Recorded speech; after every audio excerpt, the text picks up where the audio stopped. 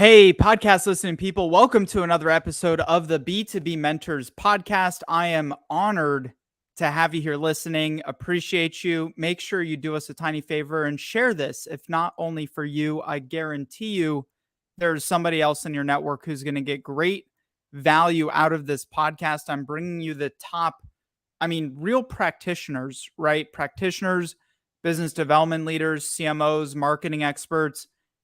Stacey Danheiser, who's with me here today, although she did go to CSU Boulder, I won't hold it against her that she didn't go to CU, my hometown where I grew up. So we'll dive into that. But also, more importantly, the 5 key competencies every B2B marketing team needs to master, and a little bit of insight, because we're just going to dive in and share some value, right, Stacey, and give people some actionable items they can take away. Stacey is former Fortune 500 marketing leader. She's a best-selling author, trusted advisor, and the founder of Shake Marketing Group, a go-to-market consultancy. Stacey's customer value-led approach has transformed the growth trajectory of 45 B2B brands, right? So not just an author, but someone who's actually gone out there and done it, not just a philosopher. You've delivered exceptional results like 118% year over year revenue growth, Inc. 5,000 listings, 90% marketing team retention, which is phenomenal, and much more.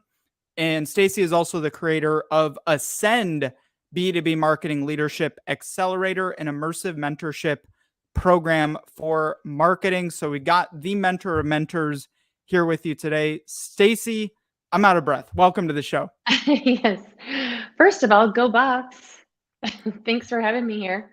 I told you I won't hold you against you, but I can't agree with you. It's in my bones. Yes. Well, thanks for having me. I'm excited for today. The great rivalry, CSU, CU, and now we're standing off in the business world. But that aside, give us a little bit, anything else in your background that I might have missed that's really led you into the world of, focusing on B2B marketing. Yeah. Well, I actually started my career in B2C marketing. So I spent 6 years working for several different well-known brands like AT&T and Comcast in the consumer side. And when I made the shift over to B2B, it was so different that I actually initially didn't really like it, and then I kind of fell in love with B2B and the added complexity of convincing a whole buying committee, working with the sales team, really selling complex products and trying to build solutions and bespoke solutions for clients. So in the consumer space, while I was managing multi-million-dollar budgets and getting to work with some of the top advertising agencies and really focusing on creative marketing, the piece that I found really fun on the B2B side was working hand in hand with the sales team and getting to kind of architect deals that were unique and different. So I have kind of both B2C, B2B, and then I also spent equal time in strategy and execution. So I got to not only build the plans, but then execute the plans and kind of go back and forth between strategy and execution. So all of that sort of has made me, I guess, a well-rounded marketer and kind of growth expert at this point. 100%. And you've been, a lot of consultancies out there, a lot of agencies out there. You've been on the other side of the table, Yep. and so in your experience, and either managing these Fortune 500 budgets, growing companies into that 8 and 9 figure revenue range, what were some of the biggest mistakes that you had made early on in your marketing leadership career? Yeah, I mean, I guess let's start with kind of transitioning over to B2B. I think one of the big sort of mistakes that I made there was assuming that the leadership team and that the company understood really what marketing is there to do and had the same definition of marketing that I did. So the thing about what I discovered later and kind of looking backwards, the main difference between B2C and B2B is that in a B2C company, marketing is sales. There is no separate other sales channel. So marketing is given a lot more autonomy and a lot more influence internally and a lot more budgets as a result, because they know that that's, when sales are down, we got to pull the marketing lever, and that helps increase sales on the consumer side. So I kind of was assuming that that was the same play when I went over to B2B, and I discovered, we have this tiny little budget, and the reality was that while I was in control of the budget, the sales team had a lot of influence as to how and when and why we were spending money on certain things. So it wasn't really, led by marketing necessarily. So this sort of evolved over time, and it was really aligning with the sales team. That's kind of the first thing that I discovered was, oh my gosh, these people have a lot of influence over what I'm working on.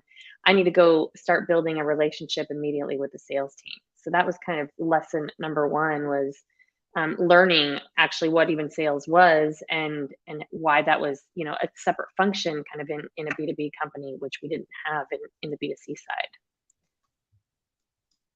Although many of the, now it's like they're really intermingled in so many ways. And so identifying that kind of emergence between sales, marketing, and also executive leadership, like one of the things we had talked about was those shifts that, and those of you that are listening, maybe you are, and I know some of you that are CMOs that listen to this, and marketing directors and executives and leaders and kind of all throughout the spectrum, but there's this kind of credibility and challenge that marketers have, especially in down economies, right? Budget gets cut, first thing to go is marketing and or marketing, leadership and staff. And so what, in your experience, what is it marketers nowadays need to do to shift that credibility, grow that value, and truly become an asset to the company versus being seen as a cost in the mind of Mhm. leadership?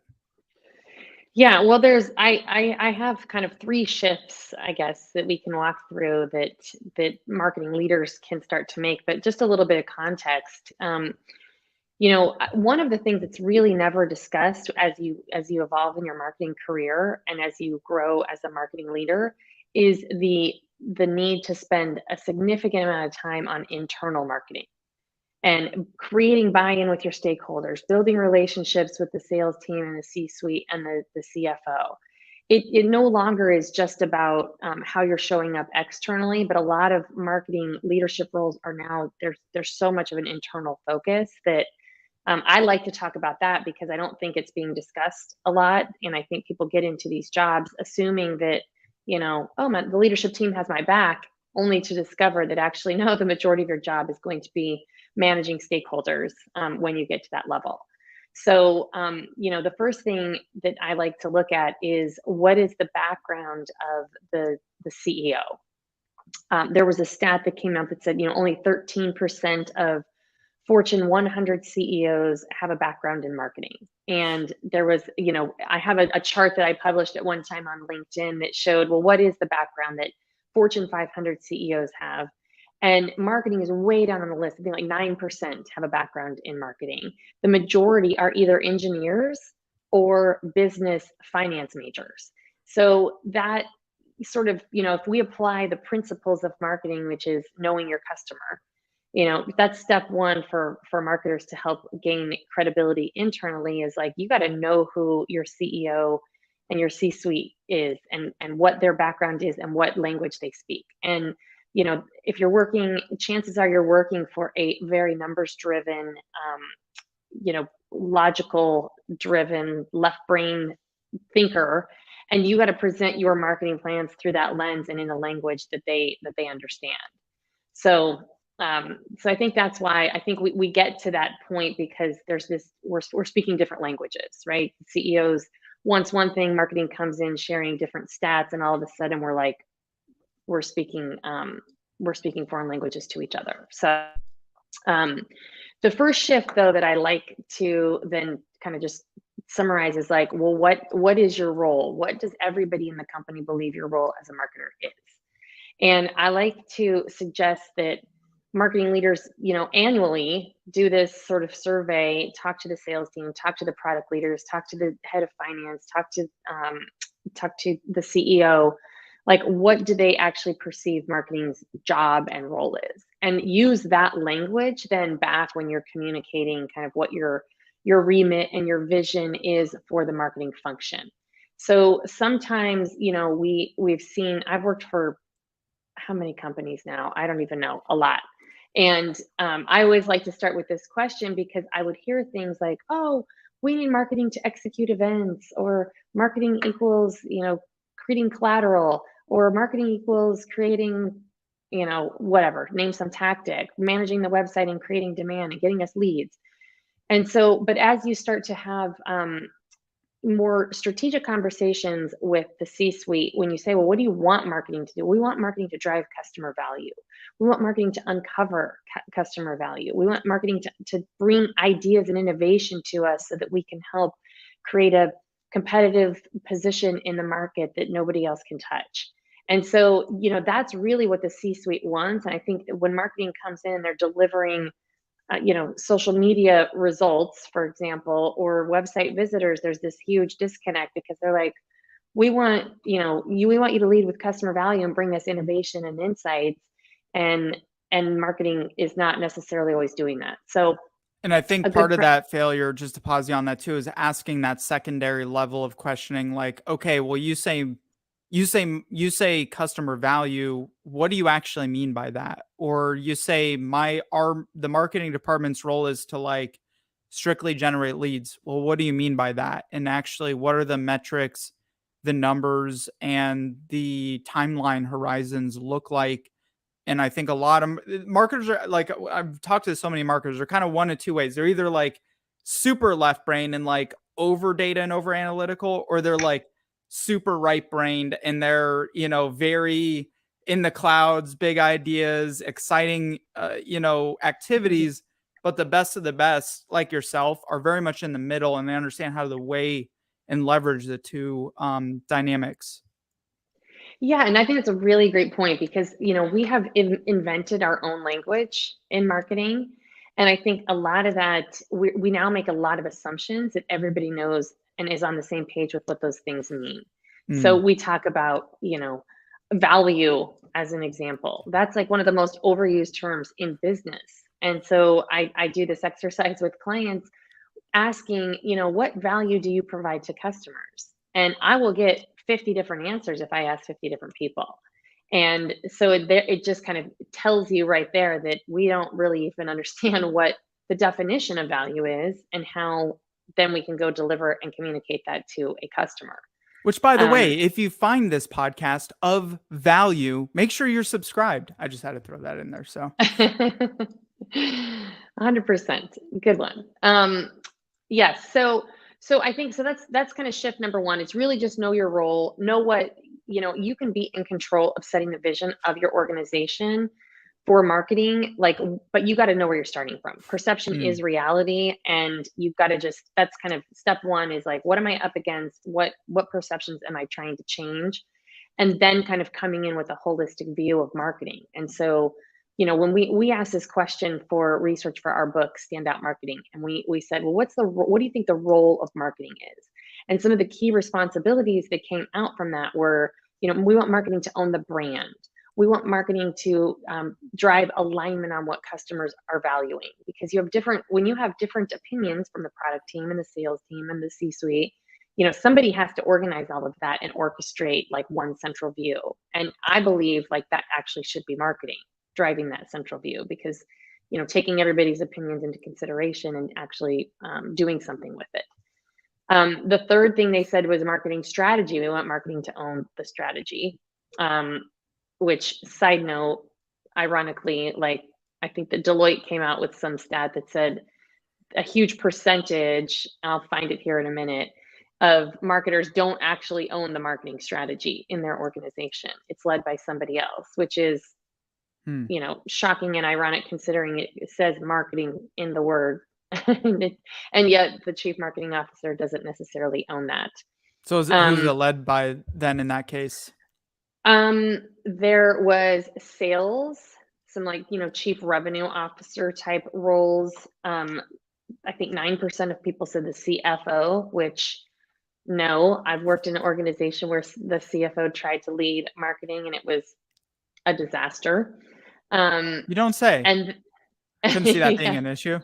right? Just trying to apply a formulaic approach to marketing, and it was quite comical. And then there was like other, which I think is maybe like a customer experience or like a team of people that are leading it. So, I think marketing, what I've seen sort of over time is marketing's responsibilities have been kind of stripped away as marketing has become more and more specialized into tactics and channels and technology, this huge focus on digital marketing, because everybody kind of swung the pendulum to focus on digital marketing. They basically got uninvited to other strategic conversations that are happening around the business, unless it involved some type of digital communication. And now marketing is seen as, well, we'll invite marketing once we're ready to communicate it.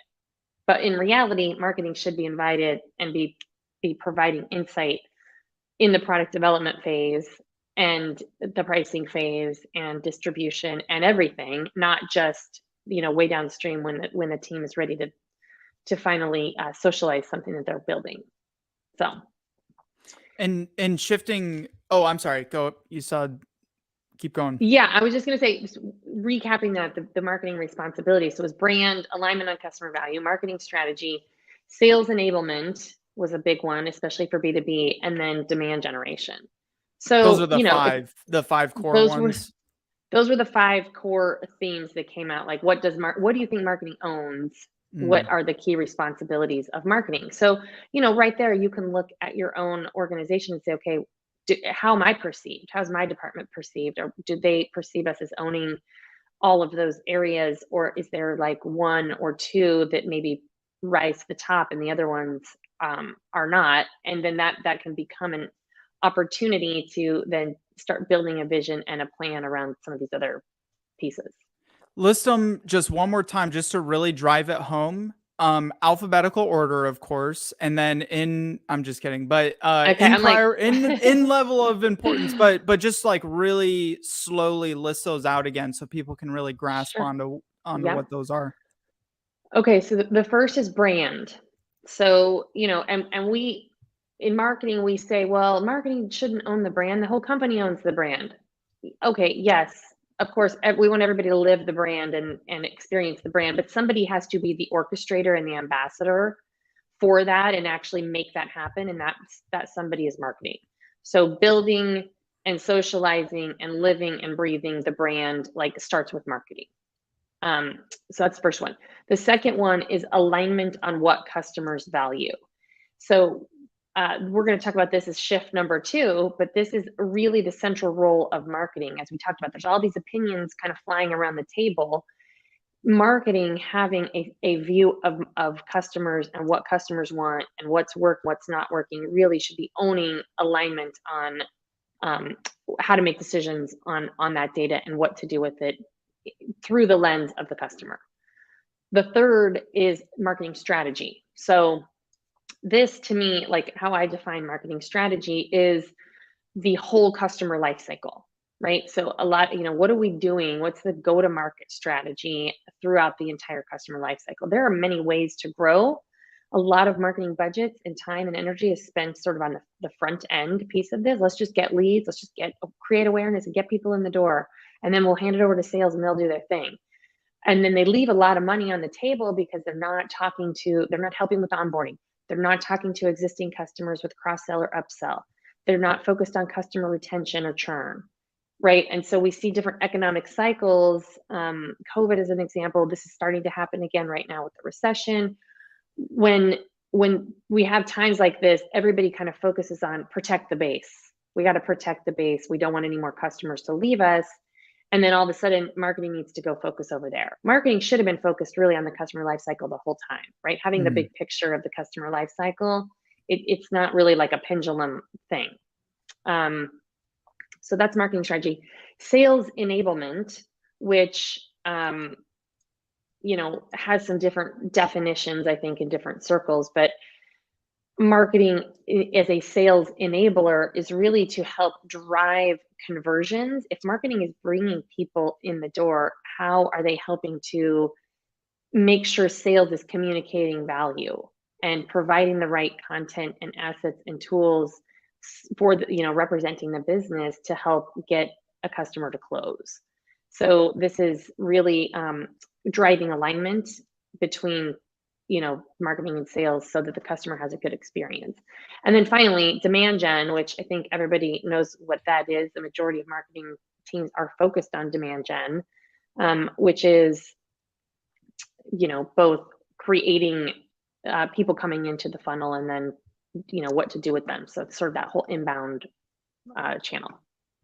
And now being on the other side, with Shake Marketing, where are you seeing the weakest point out of those 5? If you could pick on only one that, because all 5 of those, they're great, but they take time, they take effort. Yep.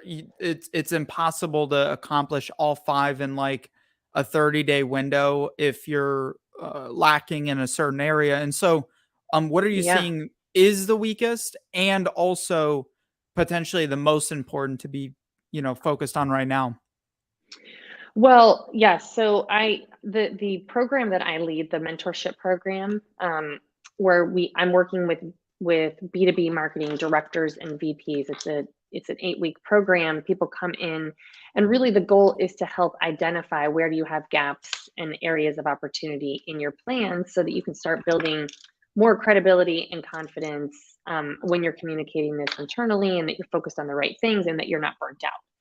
And what I typically see is, like, in the vein of marketing strategy, I find that a lot of steps are being skipped when companies like to jump to execution. Execution is tangible.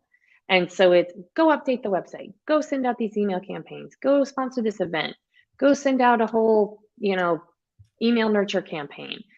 That's all like very tactical stuff that can work and does work really well once you've established the foundation of who are we targeting, what are we saying, what makes us unique and different, and doing sort of all that the STP work, segmentation, targeting, positioning, value proposition work.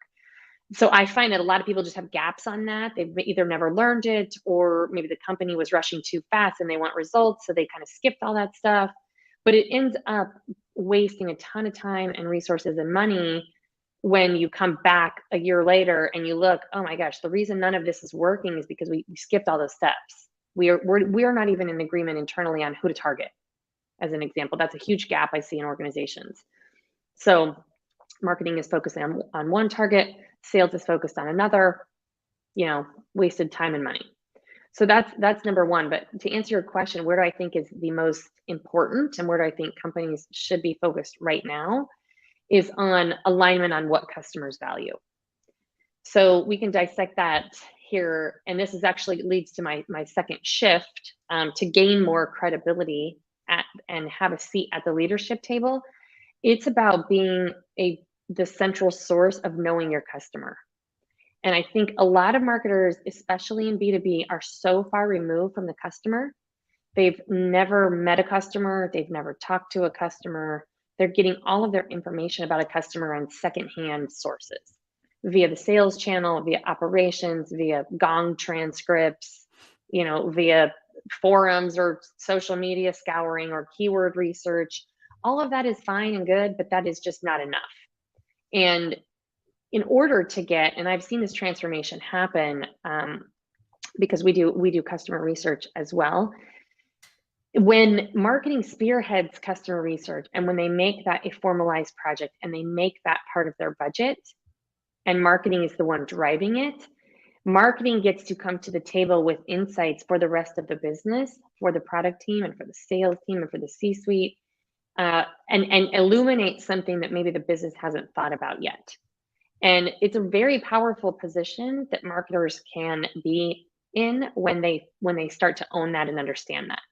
And so I'm like a really big advocate for making customer research part of the budget, making it at least an annual practice where you are doing a formalized research study, and that marketing is the one driving that, not the other way around. So just to give you a little bit of context, coming from consumer marketing, we would never think about launching a multi-million-dollar campaign without first doing customer research. We had surveys and focus groups and phone calls and interviews. I mean, we were doing so much customer research all the time.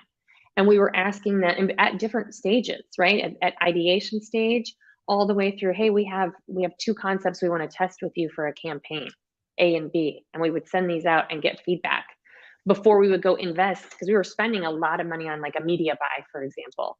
And you want to make sure that your creative is on target before you go invest that kind of money into a media buy. In B2B, I discovered that was not a practice that is ingrained in the business. And so very much so.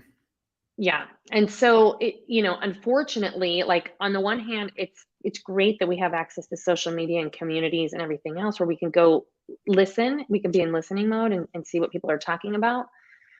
But I think marketers can really own this function. And in fact, it's like one of the number one things that CEOs want from their marketing teams is, I want you to be the voice of the customer internally. And marketers really need to embrace that. And I think so there's ways to do that. One is, commissioning formal research.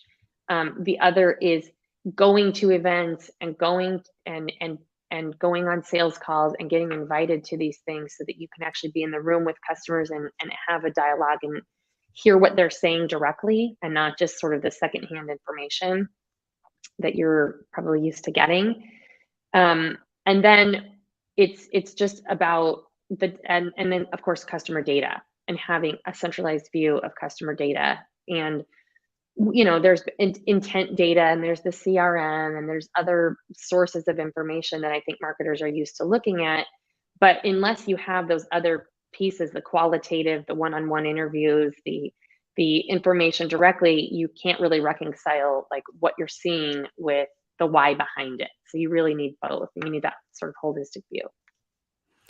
Core insights. And I hope, those of you listening go back, listen to this a second time, third time, fourth time, so you can really pick apart those things that Stacey is diving into. Because again, this is put into practice. And I imagine whether you're applying this for a direct client, shake marketing, or, just even into any industry, there's a common theme. There's a common trend to success in being either an internal or external B2B marketer. And so with that, I can't thank you enough for sharing the time, Stacey, and the wisdom. Always welcome to do it again at any point in time. But in the meantime, what is the best way for people to find you, follow you, and get in contact with you? Yeah, LinkedIn is great. Connect with me on LinkedIn. And then I share a lot of info there, free resources and all that. LinkedIn, and then shakemktg.com. That's marketingmktg.com. And anything also just, in the business, like connections, relationships, types of clients, those that are listening, any resources that are top of mind for you that folks can connect with you about. Yeah, I actually just released a free, it's 99 cents, so it's practically free, mini book on Amazon called Look Inside: The Real Reason You're Not Winning the Marketing Game. I actually wrote it primarily for CEOs to illuminate kind of some of the problems that marketers face and how CEOs sometimes get in the way of us being successful. So check that out. I've gotten some really great feedback. It's a 20-minute read. It's very short and sweet. So would love your thoughts on that. And then I teach sort of a whole program about how to start building the bridge between, where you are today and where your company wants to go, and where you want to go in your marketing career.